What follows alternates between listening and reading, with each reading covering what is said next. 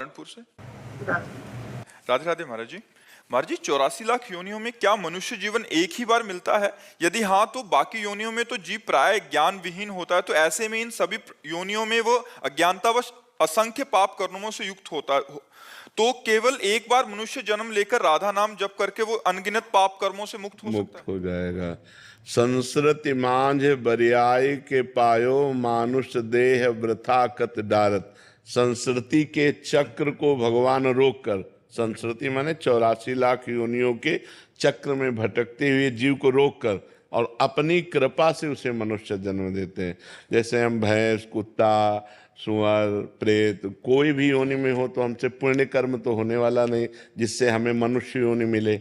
भगवान कबहू का करि करुणा नर देहि, देत ईश बिनु हेतु स्नेहि।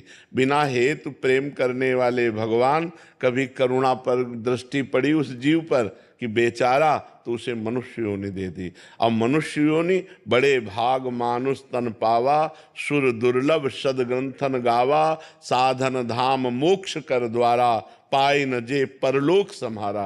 ये परलोक संहारने के लिए मिला है कि हमारे जितने अनंत जन्मों के कर्म हैं वो सब भगवान नाम जप से, तपस्या से, तीर्थयाटन से, शास्त्र स्वाध्याय से, परोपकार के द्वारा हम उनको नष्ट कर दें और इस जन्म में हम भगवत प्राप्ति करें। ये बड़ा देव दुर्लभ मनुष्य शरीर है। अन्य योनियों में आप जाकर कुछ नहीं कर सकते, केवल भोग भोग सकते हैं। जो आपके पाप और पुण्य भोग हैं वही भोग सकते हैं। आप नया कर्म नहीं कर सकते।